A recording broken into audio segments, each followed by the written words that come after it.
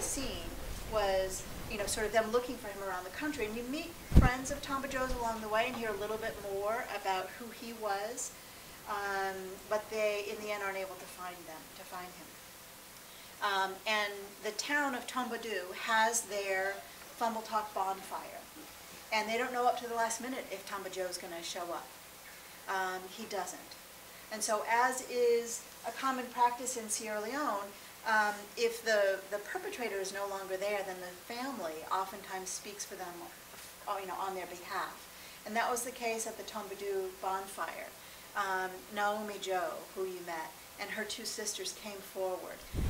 Sarah Foinder stood up to testify, and Naomi and her sisters come forward to apologize on their brother's behalf and to ask for forgiveness. And there's a really poignant scene in the bonfire where they come up and they talk about their side of the story and what it meant to them, that what their brother had done. And they apologize on his behalf. And as is the custom that you saw in the film, they bend before him. And two of the sisters are on the ground grabbing his legs, and Naomi is leaning up against him with her arms around him. And there's this scene with Sarah Foinder standing there with the three sisters hunched around him. And he indicates his forgiveness and forgives them. And then they walk arm in arm very slowly as the music of the bonfire you know, from the bonfire picks up, they walk arm in arm.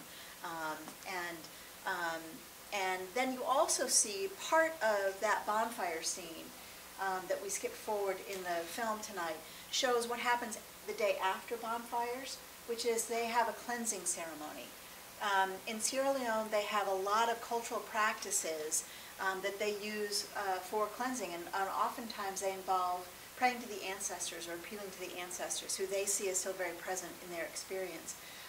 And so they do their traditional cleansing practices to symbolically cleanse both the victims and the perpetrators, and oftentimes the community itself. If there was a place where a mass rape took place, or a mass grave, they'll cleanse that with drawing on their traditional practices. And you see an example of that and hear them talking about how these traditions are being revived as part of the Fumble Talk process. So you learn about that in the aftermath of the Tombadou bonfire.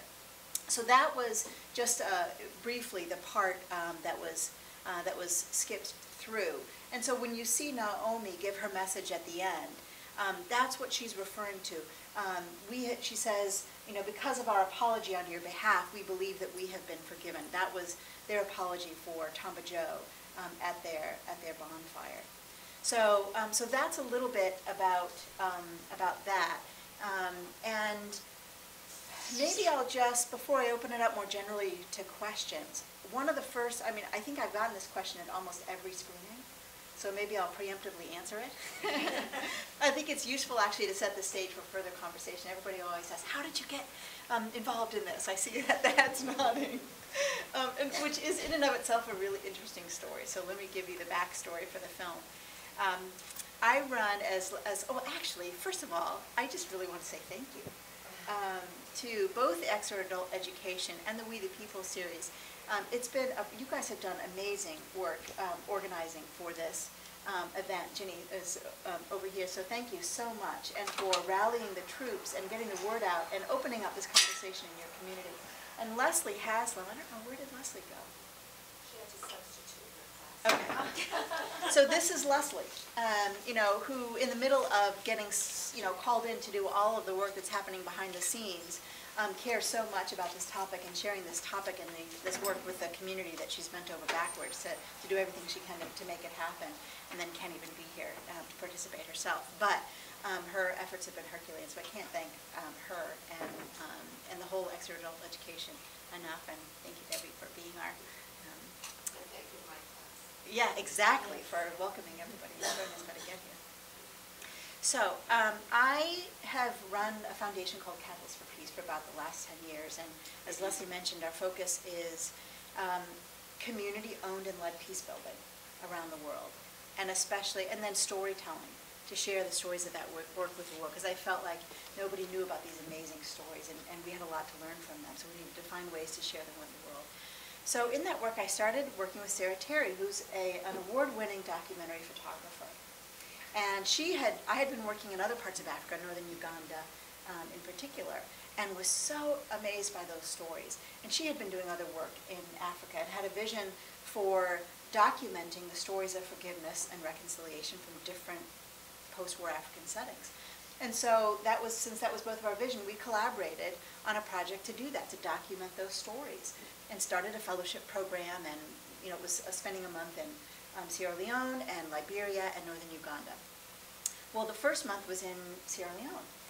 And at the end of her month there, I mean, everyone was telling her the whole time she was there, oh, you're interested in reconciliation? You need to meet John Cocker. You need to meet John Cocker. You need to meet John Cocker. So finally, at the end of her month there, she met John Cocker.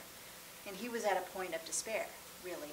He had been, as you learned about in the film, trying to lead the efforts after the war to bring about a reconciliation process that would be that would be led by the people most impacted by the war.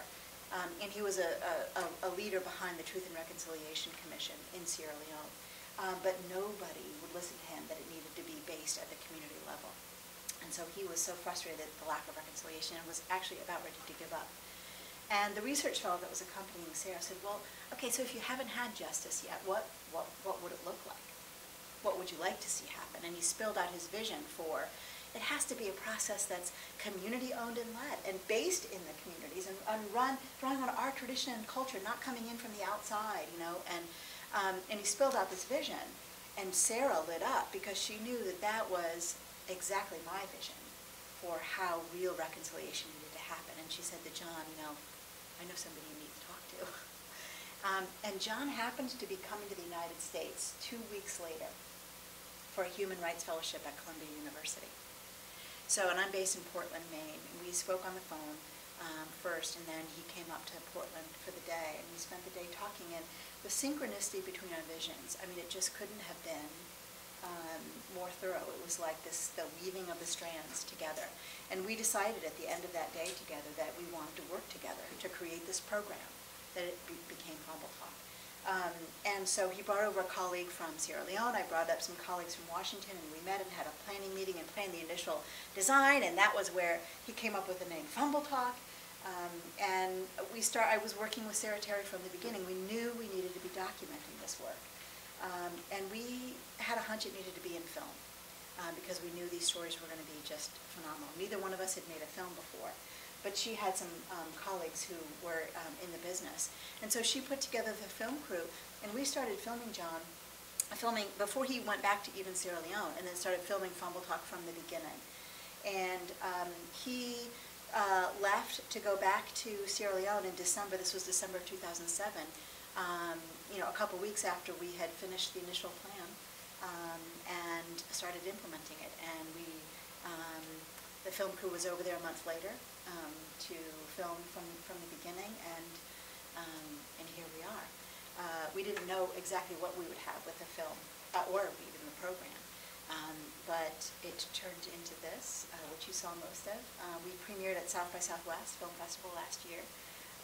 And have been going gangbusters on the festival circuit since then. We've had our TV broadcast, and now we're in the middle of our community screenings campaign, reaching out to educational institutions, community organizations to screen it like this, and to begin to think about what are the implications of these ideas for our cultures and our community.